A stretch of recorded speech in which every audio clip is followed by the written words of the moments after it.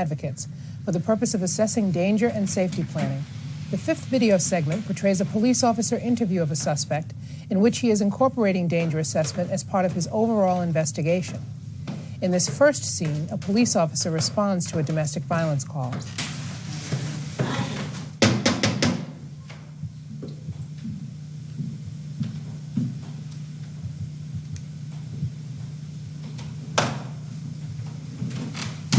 Good evening. Oh, no. What are you doing here? Hi, my name's Officer Tiplady, and I'm with the police department, and we've received a 911 call that there's a problem. No one from here called 911. Well, my partner's downstairs checking the building there, and we just want to make sure everything's all right in all the apartments. So I was just wondering, everything here is fine. Well, was anybody arguing here earlier? Maybe, yeah. So? Well, I just want to... Everybody argues. My job is, with a 911 call, I have to make sure that everything's okay and everyone is okay. Are there any children or anything in here? We have 2 children. They're think fine. They're okay? I'm fine. Right. Well, it'd help me out a lot if I just came in and took a look and made sure everything was okay, because I have to report back that everything is fine here in the building. You have to come in? Well, if you don't mind, could I have your name? Donna. Donna? Okay, Donna. What'd you say your name was? Officer Tiplady, John. Okay. You know, it's late. I know get my kids it's in bed. late, but we just need to come in and, you know, if you'd want anybody to make sure that everything is safe. And this is why we're here. And it just makes our job a lot easier, makes your job a lot easier, and everybody in the building. Everybody here is safe, okay, but if you need to somebody called, you know, somebody right. made a call, and we just want to make sure that everything's okay. And you can do this fast. Yes, Gotta if we get just the kids come in and bed. just get some information from you, and it'll be okay, all right? All right, come on in. Okay, I'll just come on in. Thank you. Come on in.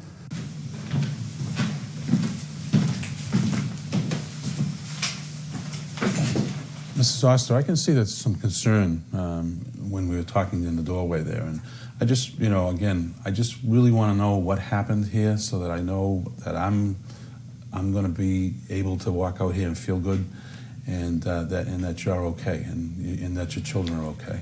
Could you just really All right, kind of if I tell you what happened, Yep. I'm okay and the kids are okay, you're done here, right? It's going to be 5 minutes. Well, I can just say that I want to listen to everything that happened, okay? My husband and I were having a discussion. We started talking about the bills.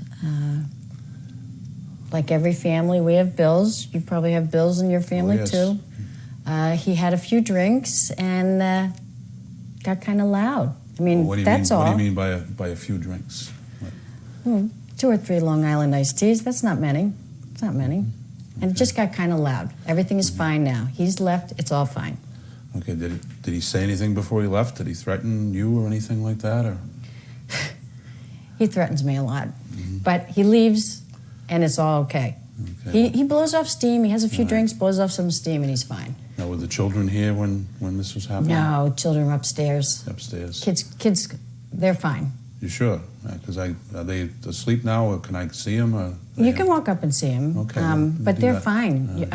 You're not going to call like Child Protection Agency or anything, are you? Well, I just have a duty to make sure that everything's okay. You know, and that's what my job is. Just, you know, why I have to work so that I'm comfortable when I leave here. But more importantly, I just want to make sure that you're okay, and that's what happens. So, you know. Can you get comfortable a little quicker? The kids are waiting for me to read a story to them. I just have to. There's certain things that I have to know about. All right, let's get to it. Let's do it. You know, you said that your husband was angry and stuff like that. Does he have any access to weapons or anything like?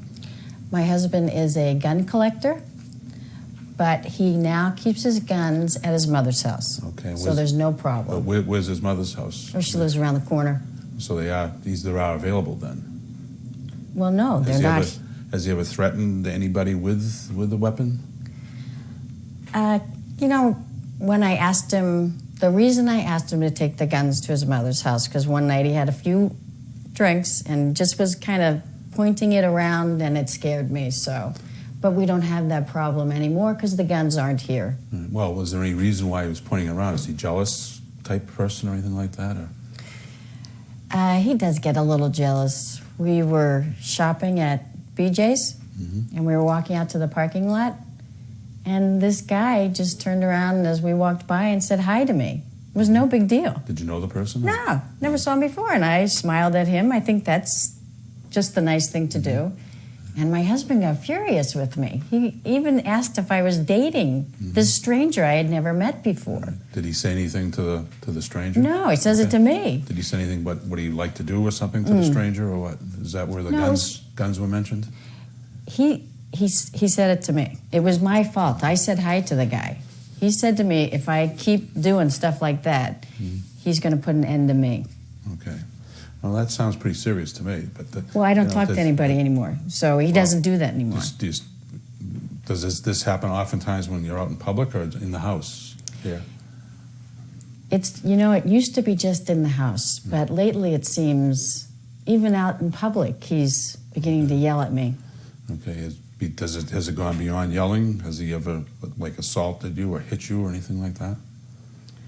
Well, he's really never hit me. He's tried to choke me, but that was a while ago. No problem now. Well, what do you mean by choking? He put his hands on my throat. His hands or something else? Or was it just his hands, or did he use a belt or a rope? No, just his anything? hands. Well, that's, I have to really be frank with you. That's really not choking. Choking happens when you get food and caught in your throat or something like that. When somebody puts their hands around your throat, that's real dangerous. It really concerns me because of the fact that that's strangulation. And strangulation can lead to somebody becoming very, very injured and sometimes even death. I told you, he doesn't do it anymore. Yeah, but he's done it in the past. He has done it in the past. And just, it really raises some flags with me. Okay, raises a flag with you. Yeah.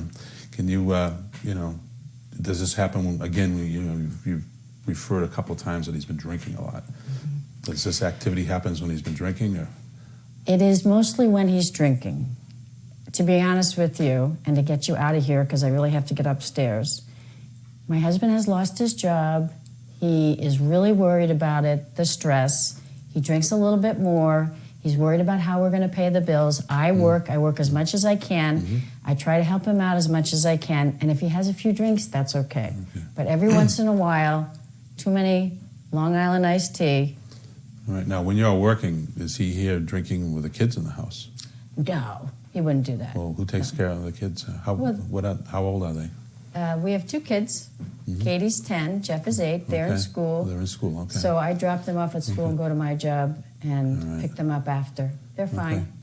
Okay. And I noticed that you must have a cat or something here. We do. We have a little cat, Crispy. Crispy. That's a different name. Well, the cat likes to eat toast, so we call him Crispy. Oh, okay. Do you have any animals? Oh, yes, I got a dog. Oh, yeah. Dog wouldn't like Crispy. It's named Christy, though. No. But, can you tell me if your husband's, when he's been drinking or acting out, has he done anything with the animal? With the cat, with Crispy? Crispy knows now to run away. When he's been drinking, he gets a little loud. And one time, a couple of months ago, he went over to the litter box and kicked it. With the Crispy in it? Crispy was close enough to know that she shouldn't be around when that happens. So whenever it seems he raises his voice, Crispy runs away. Okay. She's smart. Well, it sounds like everybody here is kind of on pins and needles when he's around here.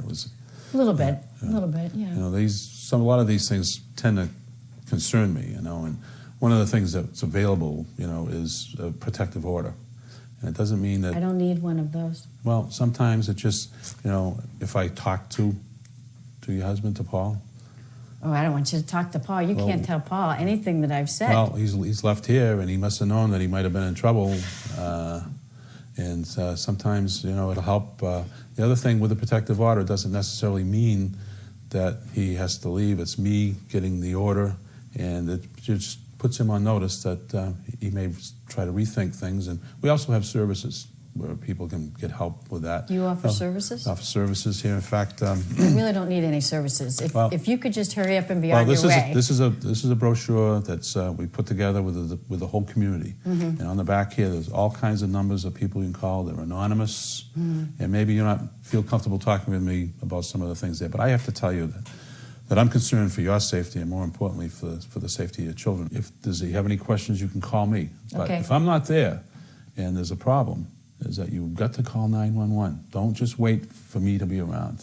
You know, we're here for any time and any place, and You've we'll told be me here. this. I know. I get it. I just get it. want you to understand that. I'd just like you to take and look over this pamphlet, and you know, we're ready anytime that you need some help or assistance.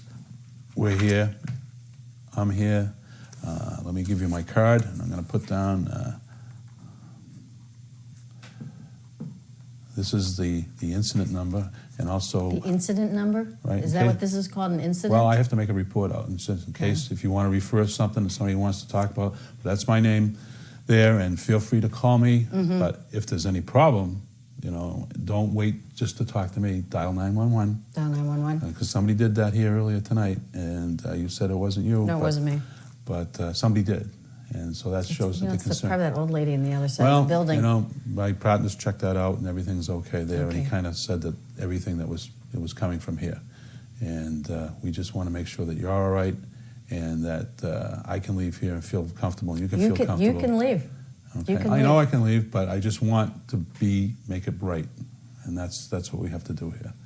And you know, if need be, you know, I'm just really concerned that you're going to be okay and the kids are going to be okay, because if you take a look in that brochure, there's things that we're kids. You know, your kids, they can hear what's going on. You can say that No, they're they're upstairs. You upstairs. can say they're upstairs, but kids are like little human tape recorders, Yeah. and they know everything, and they could probably repeat to me if I, you know, when I go up and talk to them. You're not going to go up and talk to I them? just want to make sure they're okay. We're going to go up and just take a look, and then I'll leave. Is that okay? All right. You okay. can take a look at the kids, and then All right. you're out of here, right? Okay, yep, that's Okay. it. Well, yeah, we'll just go up and take a look, okay? Okay, All right, thank you. let's go. In this situation, the victim was reluctant to use the criminal justice system and, in fact, did not call the police. The officer had a responsibility to investigate a crime nonetheless. At the same time, the officer sought to assess the danger faced by the victim. In doing this, the officer asked the victim about a series of factors that are considered to be potential indicators of dangerousness, or red flags. In order to remember to ask these questions, the officer carries a laminated card, like this, which lists all the red flags. When he enters his report, he will refer back to this card in order to report each red flag that is present. The red flags on the card include the following questions. Has the suspect assaulted her in the past? Have these assaults caused any injuries? Has the suspect used weapons in a menacing or threatening manner? Has he made any threats to kill or injure her? Has the suspect strangled or attempted to strangle her? Has he tried to kill himself or threatened to do so? Has he threatened anyone else? Has he been violent to her in a public setting? Has the suspect been violent to the children? Has he been violent to any animals or pets? Has he shown signs of extreme jealousy? Has he followed or stalked the victim?